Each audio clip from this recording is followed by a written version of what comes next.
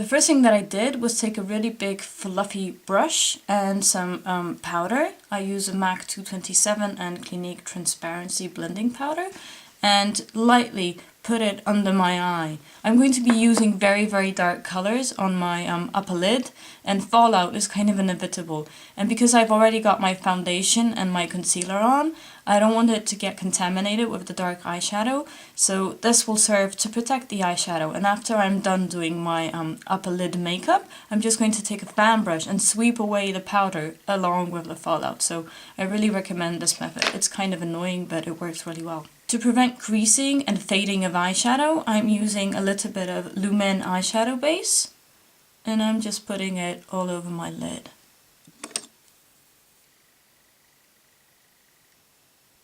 This dries to a really nice powdery finish and makes blending eyeshadows onto it a dream.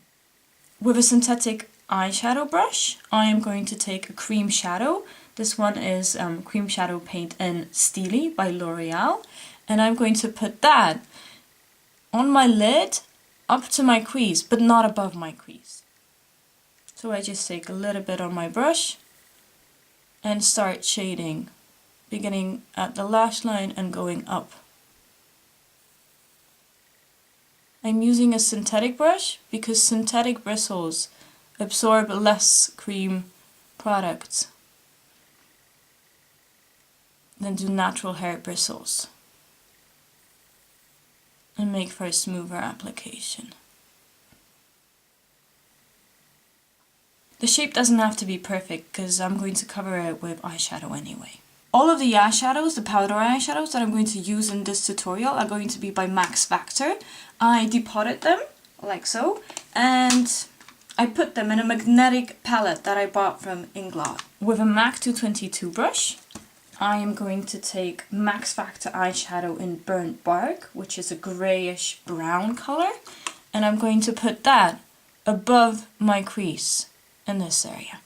So I'm just taking a little bit on the tip of my brush, and I'm going to allow the rest of the bristles to blend the eyeshadow in place.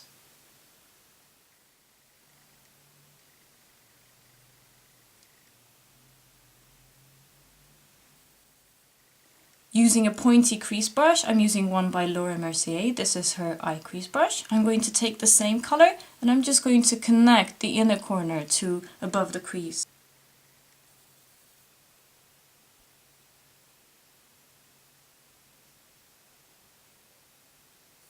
With a flat shader brush, I'm using a MAC 239 brush.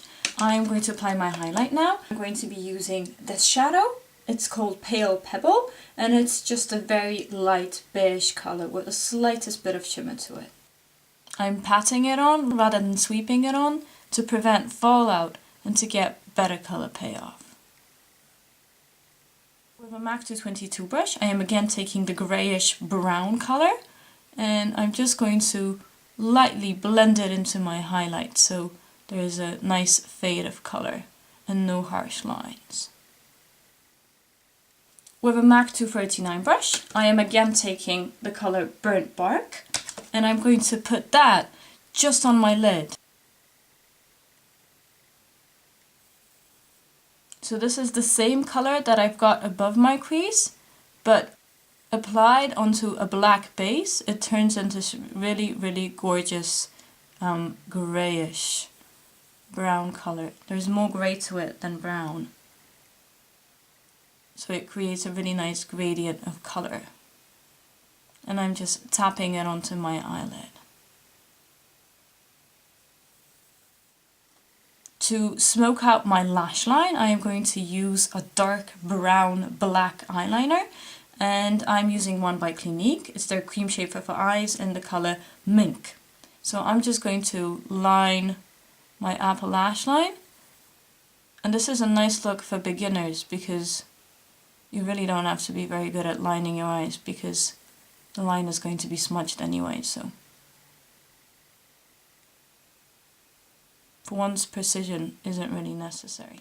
With a smudger brush, I'm using a Sephora Dome Shadow brush. I'm going to smudge the line into my lash line, creating a smoky effect. I'm switching to a MAC 219 brush now, and I'm going to take a matte black color. This is Max Factor in Onyx. So I'm just taking a tiny bit onto my brush, and I'm going to go over my lash line just to set the cream shaper for eyes and smoke it out a bit more. And in my outer corner, I'm just pulling the color upwards a bit.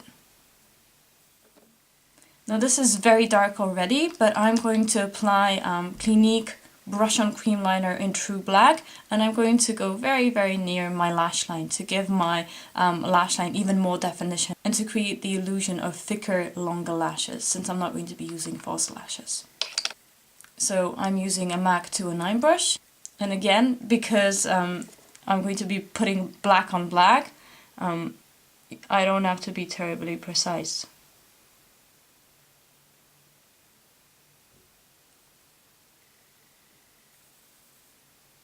And this completes the gradient effect, so the makeup is darkest at the lash line and gradually fades into a light color at the brow bone.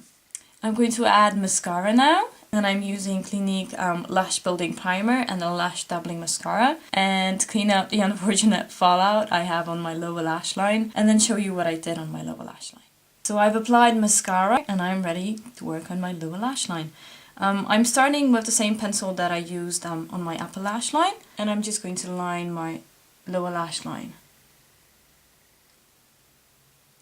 As you can see, I've left the very inner corner bare without eyeliner because I'm going to put a pop of light eyeshadow there just to balance out all the darkness that I've got on the rest of my eye. And now I'm just smudging the line very lightly with a smudger brush. This Clinique pencil is very creamy, so it's a dream to smudge.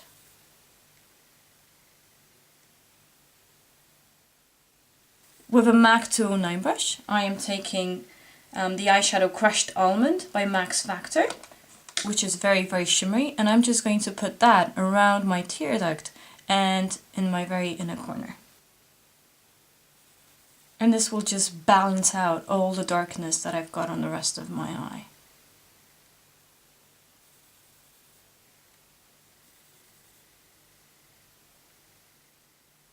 With the same brush, I am taking the color Burnt Bark, and I'm going to place it lightly over the smudged eyeliner.